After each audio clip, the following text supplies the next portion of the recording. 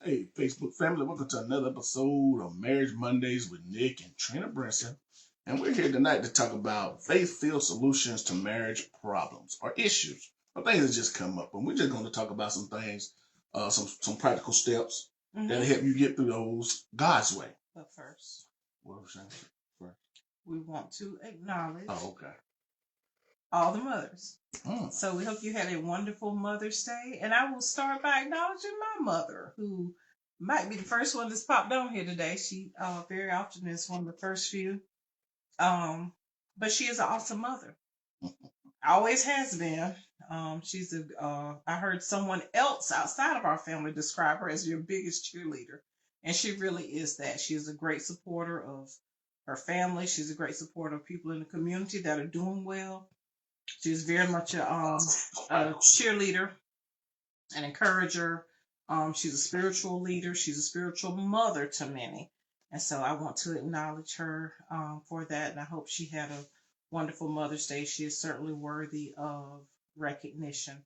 And also, Lady D, our uh, pastor's wife. I hate to say pastor's wife because she got her own identity too. Right. So yeah, Denise Bush. So we certainly acknowledge her. She is of strong presence within our church ministry and very foundational to the ministry.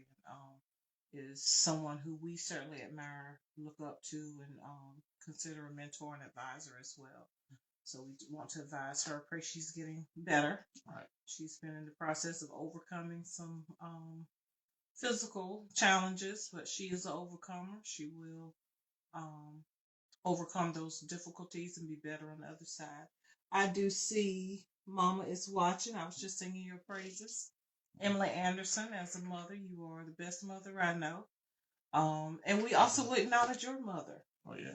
You want to say something? Well, my mom went on to be with God when I was 21. So, that's this time of the year is always one of those emotional times for me. Mm-hmm. But, what she left me with is enough to keep me going day to day. And the person that stepped in her footsteps is definitely Brenda Paul, who's definitely served as a mother figure to me since the passing of my mother. So I just acknowledge who she is in my life, and she's definitely served that purpose for me amongst the rest of the kids in her family, and we call each other brothers and sisters. Yeah. It's no difference. Yeah, and she is Mima. Yeah, that's right. So we love her dearly, and she is very precious to us, and we want to acknowledge Ms. Brenda Paul as well. So we've been very blessed to have quite a few mother figures in our life. So we just want to make sure to recognize that and not take it lightly. Right. And we hope you guys had a wonderful Mother's Day as well. So we want to talk about faith-filled solutions for marriage problems. Because there will be problems. They will come. And that's not always a bad thing. Problems are not always negative. And I think a part of the issue of marital problems is we have to learn, it's about our perspective. Right. We got to learn to see that problems are really opportunities. It's an opportunity for us to work together. It's an opportunity for us to experience a victory on the other side. Mm-hmm. And so it is about how we look at those, what we're calling problems, how we look at them, how we resolve them. And we want to give you some steps so that you can look to resolve those issues from a position of faith. Right. Because we know that it takes faith to please God. Mm-hmm. And so if you're operating outside of faith, God is not pleased. And so to please God, it takes operating by faith. So we want to give you some very practical thoughts and steps to assist you in making sure that you resolve your marriage relationship issues, whatever they may be, with faith. Right. Regardless of what the problem is, using faith. Because without it, it's impossible to please. Absolutely. That's a very important point. Right. So one of the first things you should that you should do, and it tells you in the Bible, you first seek the kingdom. You got to first seek the kingdom and the wisdom of God through prayer. Prayer is the thing that helps you get in a conversation, a dialogue with God about what needs to happen or what is going on or what steps you need to take.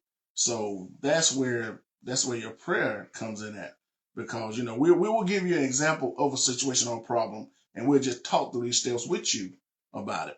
Like the situation we talked about, you may need transportation to get to work, right? Or you may just need something to help you get to work, and we'll go through those steps about that. So the first thing you should do in a solution or when you encounter a problem is to pray about it.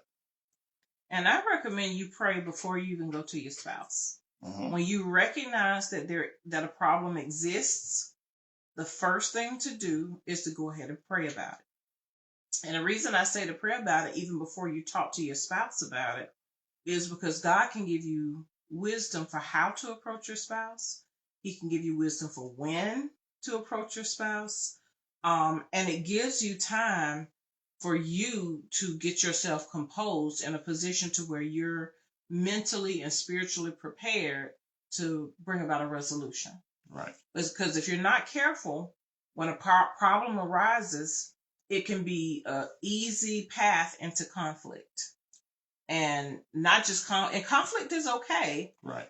But conflict sometimes can lead to arguments, can lead to fights. It can lead to disruption and division in your marriage. And so that's why I always perceive a problem as an opportunity, because you got an opportunity to overcome and experience that victory, or you got an opportunity to go the wrong direction and come up with a bigger problem than what you started with. And so it's very important to pray when you recognize that a problem even exists. Go ahead and pray about it first. Get with God, and see how God leads you to move towards a resolution or how to approach your spouse. Because one thing that I know we've seen happen so many times is, and we found out this when we used to be real consistent with scheduling a time to deal with conflict resolution, because if not, we would always have been dealing with problems. Right. And so we had to come up with we were taught to schedule a specific time, one specific time each week to deal with conflict. And that helped us to not always be in a place where we're dealing with problems also, that every time we talk, it's a problem, it's a problem, it's a conflict, it's an argument.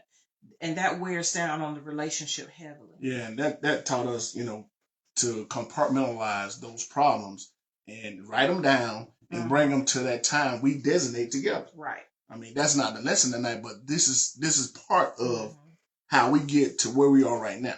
And we still resort to that. Oh yeah, we will. When we have something that we know might be hard for us to resolve, we still resort to that system because it worked. Yep. And so we schedule a time. We spend time individually on that issue, so that we can come to the table with some options, with some explanations. And so once again, it goes back to prayer first. Pray about it, get some direction from God, get yourself composed so that when you sit down with your spouse, you are prepared to give and you're prepared to receive. And because sometimes in that moment that the problem comes about, you may not need to talk about it right then. It may not be the right time for it. If your emotions are right. Not if your emotions in check. Yep. Mm-hmm. Because problems in a marriage can come up at any given point, any moment. You can actually be sitting there having a good conversation, and some come in and just whoop. And see, but we've learned to stop, pause. Okay, we need to talk about this some more. And she asked me, what's your availability? We're going to pin it down now. What time do you think we going to talk about this? When are you available? Yep. And then we set aside, because we're not going to spend that time now trying to argue when we've had such a good night or a good moment, because we've learned you got to compartmentalize. That's the devil's trick. But you got to solve it. Okay. But see, the thing about it is the devil only uses what works. He does. He ain't gonna do nothing that don't work. Once you learn to overcome that trap, and it doesn't work anymore, he'll leave it alone because he knows that don't work with you anymore.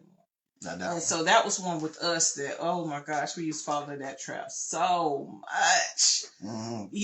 Just sitting there talking about something, and then something come up, and it just go right. Then she in the room, I'm on the couch. I ain't going to bed with that one tonight. Mm-hmm. We ain't finna do that.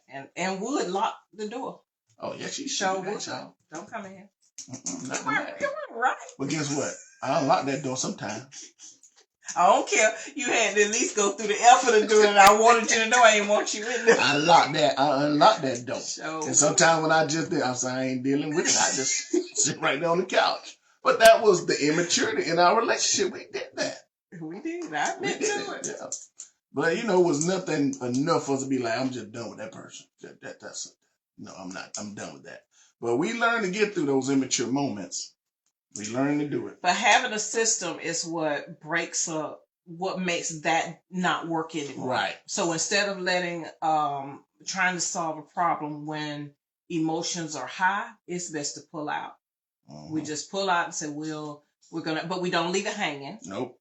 We're going to go back and meet such and such day and time. Let's go ahead and decide. And we're going to meet. And then both of us have a chance to come back to the table. And it almost never fails that we have a solution. Yeah, we always had a solution. Because God works with us individually during that downtime. And then when we come back together, mm-hmm. it's so easy to get to a solution. Right. And, the lesson is just going this way. And we got some more stuff we're going to talk about. But when we started doing that and talking it, but when we first started doing it, we were scheduling it every week because we just had stuff we had to talk about.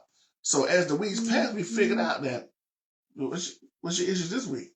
I ain't got none. Mm-hmm. I don't have any either. So we started bringing what is it that you loved about me this week into the fold instead of what the problem is. Well, that was part of the assignment too, though, is that we couldn't just come with problems. You had to come with some positive things too. Mm-hmm. But sometimes we just ended up with the positive stuff. Mm-hmm. Yeah, and it did, problem. And it got to where we became more efficient in resolving the problems that would arise. Mm-hmm. And it also makes it easier not to fall into that trap of arguing on the spot because you know that you have a system to deal with that stuff privately. And you have a system to deal with it in a calmer method, which is going to work so much better than carrying out that argument in the moment. Right. And since we know that we had to learn that. And once we learned that and we became consistent with it, it really it made everything much better. It made our ability to communicate much better. Right. It made our time with each other much better too. And I have to say, we are talking about faith-filled. We just kind of went off on a little rabbit trail with y'all then. Maybe somebody needed that little conflict resolution lesson.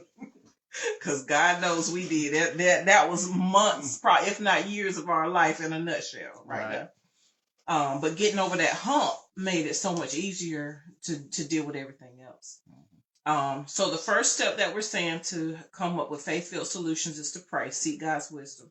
The second thing is to clarify the problem, because you ever met somebody who can't articulate to you what the problem is? Mm-hmm. Isn't that frustrating? It can be.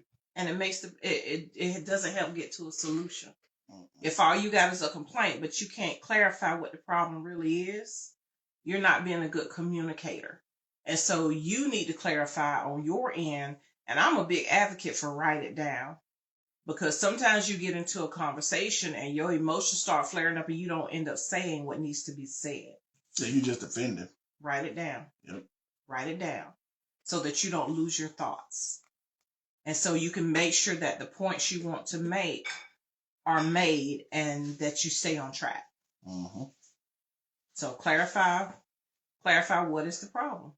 And have clear communication with your spouse. And then when y'all or got a situation or problem, communicate and come to an agreement. That's the third point we want to make. Come to an agreement with that person or with that spouse. Cause once y'all agree on it, now y'all on the right path to solving it God's way, in a faith-filled way, instead of just an intellectual way, because that could screw it up too. But no, I didn't mean to interrupt. I thought you were done. The thing about faith has to have a definite goal. It's got to have something that you're aiming for. And so if the two of you have not clarified what it is that you are believing God for, then what are you putting your faith in? You don't know. Mm-hmm. And it's not really faith if you can't see what the vision is that you're moving towards. Right. You have to have a vision that you're moving towards, and because inside of marriage, agreement is everything. And so you have to be able to say what it is that the two of you are agreeing and believing towards. And so that's a really critical component, which is why it's important to be able to communicate clearly. Right. So that you can get on the same page and you can come up with a goal that the two of you are believing for as a solution to that problem. Mm-hmm. And the next thing you need to do is impose that faith, impose your plan, the plan that both of you came up with. Don't get away from the plan, impose it, continue to stay in prayer with each other and communicate, but impose your faith on what y'all came up with. Right. You're saying implement the plan and impose your faith. Right. Okay, I just want to clarify. Yeah. All right, so yes, that's critical that you implement the plan. But one thing about the plan that I think we want to make sure to mention is you have to be sure that that plan is not just something that you've seen other couples do. Mm-hmm. Because if you start to rely and lean on your own understanding and your own intellect, you cancel out God's wisdom. Absolutely. And it doesn't require faith. It does not require faith when you can see the whole A to Z for yourself. That doesn't require faith. And so it's very important not to get bogged down in the traditional way things are done, because sometimes God wants to do things differently. Don't marry methods. Don't get so set on, okay, to get a car, we got to get a loan, pay for it for 6-7 years with this high interest rate, put down $1,000 in cash. Don't be so sure that that's exactly what God wants to do. Put that issue before God and ask God how he wants you all to go about getting a car. Right. He may have a totally different plan in mind. It could be that he wants you to sow the car that you have into somebody else. And he might have somebody else set up in line to sow a car into you. Or he may need you to walk for a couple of days or a couple of weeks so you can spend that time with him, talking to him about what you need. But or it could those are things.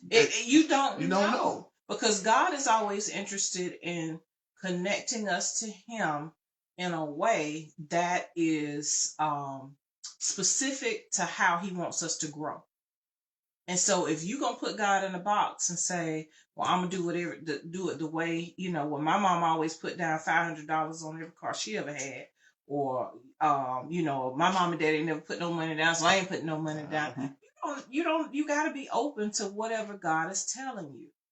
And you can't know that unless you're spending time with God.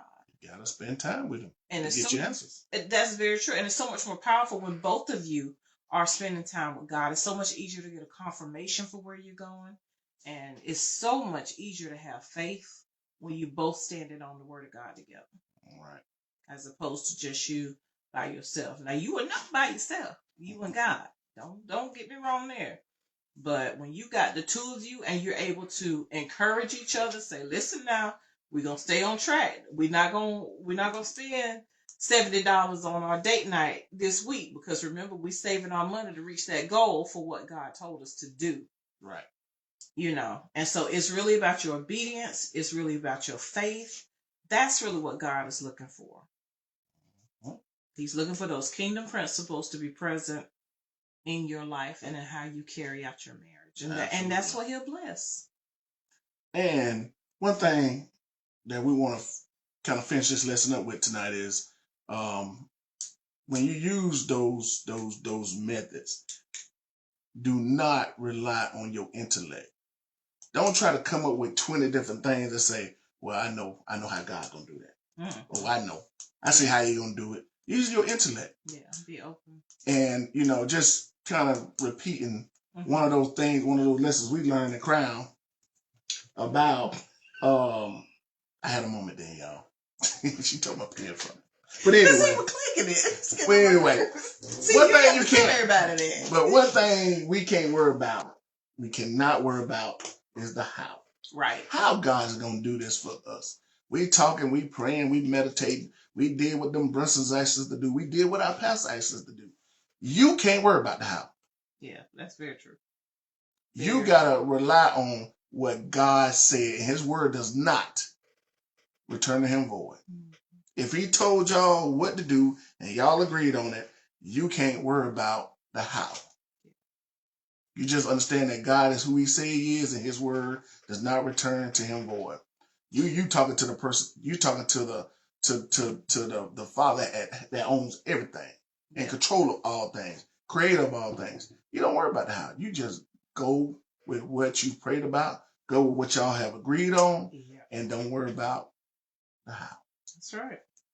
That's exactly right. That's the bottom line. And how much sweeter is the victory on the other side when you know that you obeyed God and God did it for you in a way that you hadn't seen him do it for somebody else. You talk about building up your faith. And so you go from faith to faith because now you know what God did for you and nobody can tell you different because you know firsthand what God did for you. Right. And that builds up your faith. And so the next time God tells you to do something even more radical or more out of the box, you might even be excited to do it just to see how God is going to pull this off. But God is about building up your relationship with him, building up your use of kingdom principles, and for the testimony to build up other people as well. That's it. So, yeah. So that's really what we wanted to share with y'all. There's more on our church Facebook page. There's several lessons on. I haven't seen it, but I believe it. Mm-hmm. Did I say that right? Yeah. And basically, just ways to lessons on building up faith. Examples of people in the Bible that complied and was postured correctly to receive what Jesus had to say and was able to see vision and impose the faith in order for God to operate how he wants to operate and seeing that increase. So, I mean, if you want to live a life for Christ that has fruit and a life for Christ that continues to grow and develop, start working on using faith-filled solutions in your marriage. You'll be amazed. That sounds like a closer there, Boo. Well, that's all I have. All right. So, with that said, we appreciate y'all coming in with us tonight and just hearing what we had to say with us as the Lord, and that's what we plan these lessons on, and we have discussions, and we come to an agreement about what we're going to talk about, and we do believe that we're led by God and what we tell you. So it's not of the lady and the coach. This is a message of God. So with that being said, oh, share. Video. Oh, share the video with people that share the video with people that may need it. You know, whoever you come in contact with, just direct them to this page or just send them the link and just share it with them. And I'm sure they can get something out of it. Mm-hmm. You know. So with that said, from the lady and the coach, we love y'all. Good night.